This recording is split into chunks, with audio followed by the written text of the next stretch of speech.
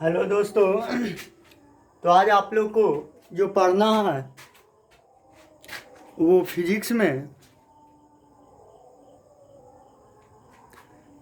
आप लोग को क्लास 12th में आप लोग देख रहे हैं कि हम लोग पार्श्विक विस्थापन पढ़ाना था। तो पार्श्विक विस्थापन के परिभाषा दिए थे। यदि आपतित किरण को आगे की ओर बढ़ाया जाए तो निर्गत किरण एवं आपतित किरण के बीच लंबविक दूरी को पार्श्विक विस्थापन कहते हैं। पार्श्विक विस्थापन कहते हैं। आप पार्श्विक विस्थापन के लिए हम लोग व्यंजक प्राप्त करेंगे या उससे ऑब्जेक्टिव आपको पकड़ाएगा पार्श्विक विस्थापन किन किन बातों पर निर्भर करता है। अब यहां से देखिएगा,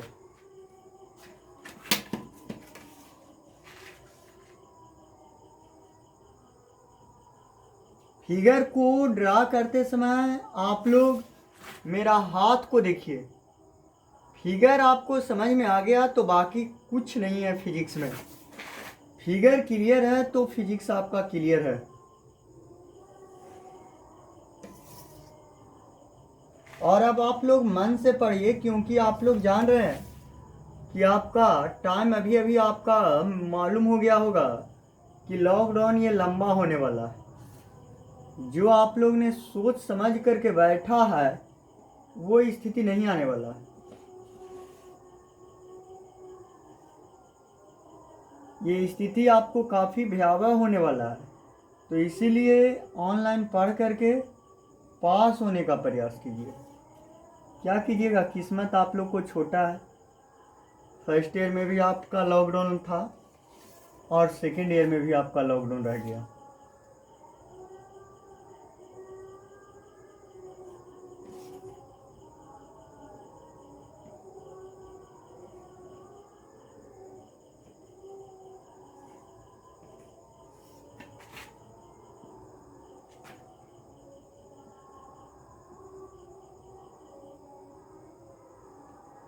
देखिए, अब समझिएगा, ए बी एक आपतित किरण है, बिंदु बी पर आपतित हुई है, तो यहां से ये लंब खींचा गया है। इस लंब का नाम BC रख देते हैं।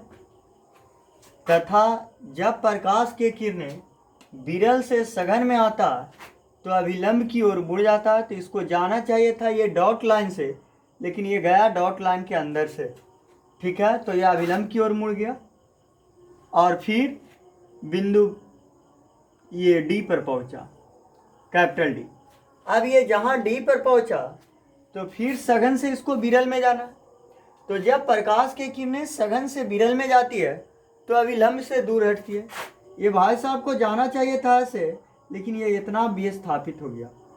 जब ये बाहर निकल गया तो इसी किरण को हम लोग कहते हैं निर्गत किरण।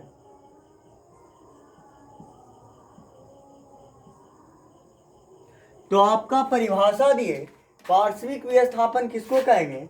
यदि आपतित किरण को आगे की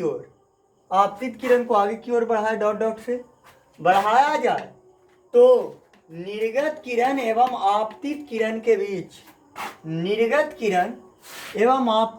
के बीच लंबविक दूरी, लंबविक कहने का मतलब लंबवत दूरी।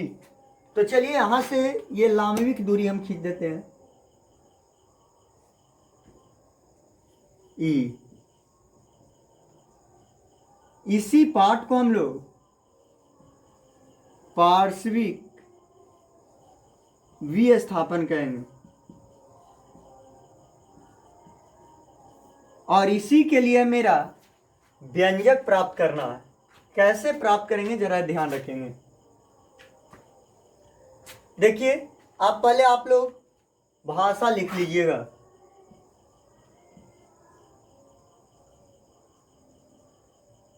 ये मान लेते हैं कि ये जो कांच की मोटाई है वो स्मॉल t है। देखिए, भाषा लिखना काफ़ी आसान है। फिगर को देखते हुए भाषा को लिख डालना कुछ नहीं है।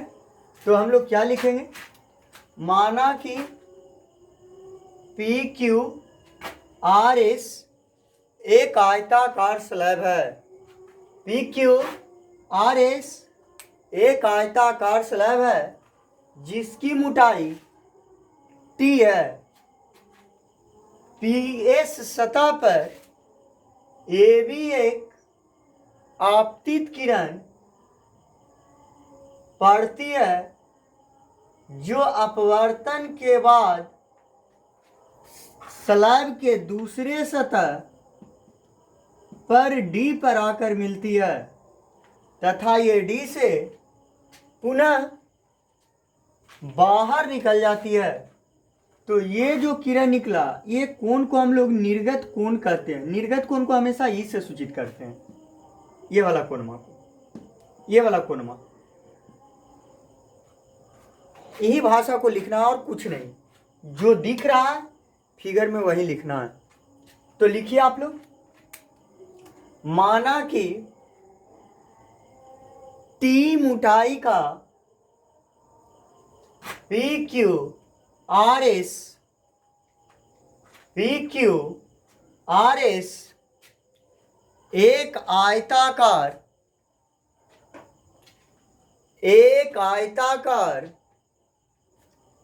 कांच का स्लैब है। कांच का स्लैब है जिसके पीएस सतह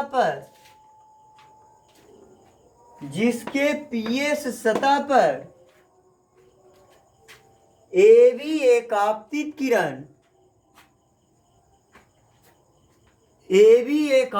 किरण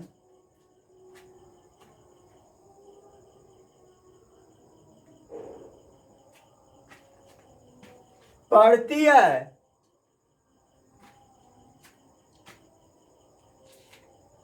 जो अपवर्तन के बाद बिंदु डी से होते हुए बाहर निकल जाती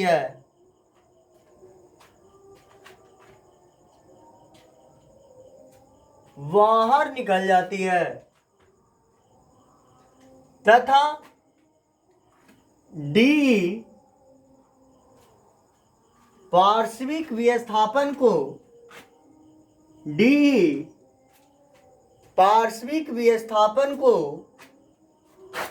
स्मॉल डी माना।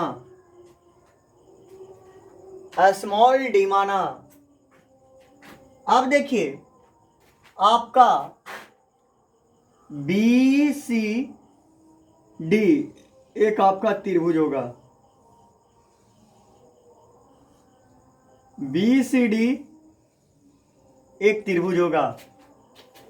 चूंकि त्रिभुज बी सी डी में, थोड़ा सा रुक जाइएगा बाबू, ये आएंगे आपतन कोणाई, ये आएंगे लार, और अगर ये आएंगे लार तो ये वाला एंगल भी आर हो जाएगा। और अगर ये आर है तो ये टोटल एंगल आई, तो ये वाला जो एंगल हो जाएगा, ये त्रिभुजवा में ये वाला एंगल ये आपका हो जाएगा आई माइनस आर। फिगर ज़्यादा गंदा ना हो इसलिए दूर करके लिख दिए हैं, आई माइनस आर। अब देखिए, त्रिभुज बी सी डी में ये आर था, तो ये आर आपका कौन से एकांतर कोण से हुआ था, ये वाला कोण। अब यहाँ देखिएगा, त्रिभुज बी सी डी में इसमें आप लोग कॉस थीटा लगाइए। तो कॉस आर बराबर, आपने पढ़ा है कॉस थीटा बराबर आधार बटा कर्ण होता है। तो कॉस थीटा में आपका आधार कौन होगा, तो आधार आपका यहाँ पे बी सी हो जाएगा और कर्ण आपका बी डी हो जाएगा। तो हम बोल सकते हैं बी सी बटा बी डी। अब देखिए, बी डी बराबर बी सी बटा कॉस आर, और बी सी पी क्यू के बराबर होगा, क्योंकि ये आयताकार कांच के स्लैब पर ये लंब डाला गया था, यहाँ पे ये लंब डाला गया था, तो ये आपका पी क्यू के बराबर होगा, और पी क्यू की मोटाई टी है, तो हम बोल सकते हैं बी डी बराबर टी बटा कॉस आर। Equation first. अब देखिए त्रिभुज बी डी ई में, त्रिभुज बी डी ई में, चूंकि त्रिभुज बी डी ई में तो sine I minus R, sine theta बराबर, साइन थीटा बराबर आधार, तो थीटा के सामने, सॉरी, साइन थीटा बराबर पी बटा एच होता, तब पी के सामने की भुजा डीई, डीई अबटा लंब अबटा कर्ण, साइन थीटा बराबर लंब बटा कर्ण होता, तो थीटा के सामने वाला ये लंब हो गया और ये कर्ण आपका बीडी। अब देखिए चूंकि विचलन तो हल्का होता है, इसका मतलब I minus R, I minus R अल्प कोण होगा, चूंकि आई माइनस आर अल्प कोण है, तो अल्प कोण में पढ़ाए थे, याद कीजिएगा आप लोग, साइन थीटा का वैल्यू लगभग थीटा के बराबर होता है। इसका उपयोग बहुत जगह होता है फिजिक्स में। साइन थीटा का वैल्यू लगभग थीटा के बराबर होता है।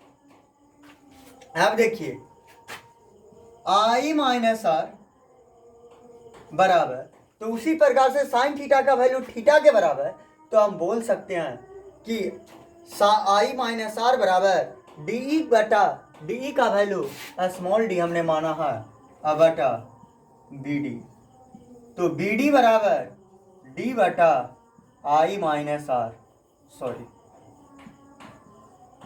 इक्वेशन सेकेंड, 1 और 2 से।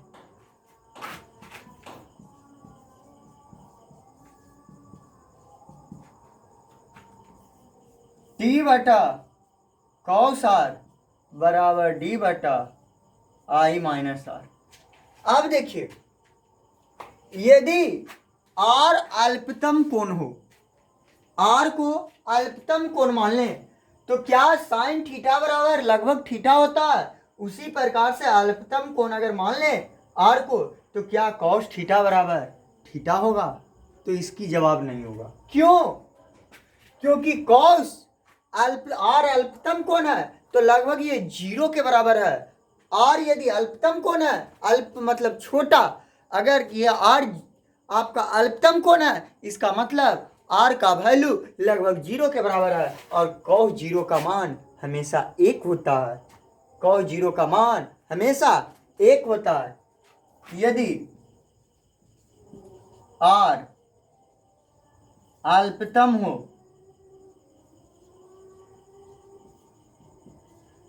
तो r इक्वल टू 0, तो यहां से t बटा आपका cos 0 का मान कितना हो जाएगा 1, cos 0 का मान 1 बराबर d बटा आई माइनस आर।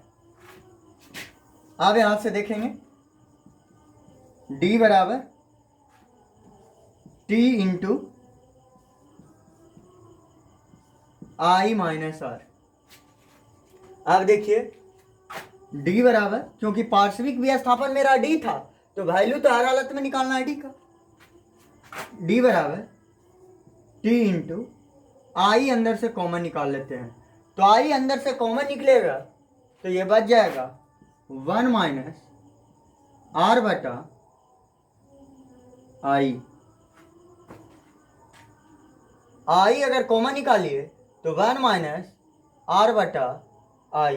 और आप लोग को पढ़ाए थे कि यदि आई और आर अल्पतम कोण हो, क्योंकि देख लीजिए यहाँ आपको आई माइनस आर अल्पतम कोण था, तो आई भी आपका, यदि ये आर और आई अल्पतम कोण हो जाता है, इसका मतलब कि आप थीटा के जगह पर साइन थीटा और साइन थीटा की जगह पर थीटा आप कर सकते हैं। तो यहाँ से हम लिख सकते हैं T into I 1 minus sine R बटा साइन आई। चलिए इसका आप लोग अब देखिए, थोड़ा सा यहाँ पे हम कर देते हैं, रिजल्ट ले आते हैं। तो डी बराबर आपका क्या हो जाएगा, टी इंटू आई इंटू 1 माइनस, देखिए यहाँ पे आर बटा आई था, साइन आर बटा साइन आई है। आप लोग को पढ़ाए थे कि यदि म्यू बराबर, आप लोग पढ़े हैं साइन आई बटा साइन आर, तो उल्टा है, तो 1 बटा म्यू का वैल्यू ये है 1 बटा म्यू। अर्थात पार्श्विक विस्थापन किन किन बातों पर निर्भर करता है, तो कांच की मोटाई पर, पदार्थ की मोटाई पर, कांच की मोटाई पर, आपतन कोण और किस पर, अपवर्तनांक पर, पदार्थ के अपवर्तनांक पर। तो अगर आपसे कोई पूछ दे कि आपका पार्श्विक विस्थापन किन किन बातों पर निर्भर करता है, तो बोलेंगे कांच की मोटाई, आपतन कोण और पदार्थ की प्रकृति, मतलब अपवर्तनांक, पदार्थ का अपवर्तनांक पर निर्भर करता है। मोटाई बढ़ाने पर पार्श्विक विस्थापन का मान बढ़ेगा, आपतन कोण को बढ़ाने पर पार्श्विक विस्थापन का मान बढ़ेगा, अपवर्तनांक को बढ़ाने पर आप पार्श्विक विस्थापन का मान कमेगा, क्योंकि ये व्युत्क्रम हो जाता है बाबू। तो इस रिजल्ट को याद रखिएगा, तो नीचे नोट बना के लिखिएगा, पार्श्विक विस्थापन, पार्श्विक विस्थापन, पार्श्विक विस्थापन पदार्थ की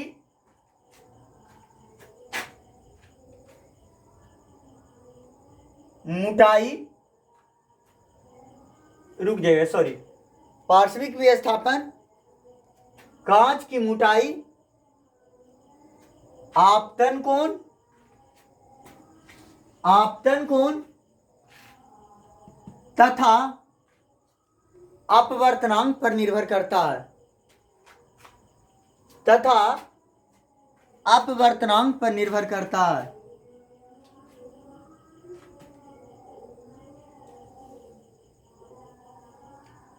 चलिए आपका यहीं आपका पार्श्विक विस्थापन समाप्त हो गया। चलिए आप लोग स्क्रीनशॉट ले लीजिएगा और देखिए, अब मन से पढ़िए, आप लोग को भर मई तक खुलने वाला नहीं है। अब आप लोग को सोचने नहीं है कि खुलेगा, फिलहाल भर मई मन से आप लोग पढ़िए। कोर्स अगर 50% भी निकलता है, 2 महीना का कोर्स 1 महीना के बराबर भी निकलता है, तो हम लोग को बहुत आसान निकल जाएगा, बहुत कोर्स निकल जाएगा, क्योंकि हम लोग का बहुत कोर्स निकला हुआ है पहले से। थैंक यू, आज के लिए इतना ही। कोई परेशानी होगा तो कमेंट कीजिएगा, और ऐसे तो आप लोग ऑनलाइन जुटते ही हैं, एक बार ऑनलाइन समझ लेते हैं, उसके बाद ऑफलाइन में आते हैं हम लोग। तो हम लोग देखते हैं, ऑनलाइन एक बार समझ लेते हैं, उसके बाद हम लोग जो है इसको क्या करते हैं, वीडियो बना के डालते हैं, ताकि आपका टाइम कम लगे और आप लोग समझ भी पाएँ। जो बच्चा को परेशानी हो जाता है, वीडियो उनका नहीं चल पाता, वो भी आपका पढ़ लेंगे। थैंक यू, आज के लिए इतना ही।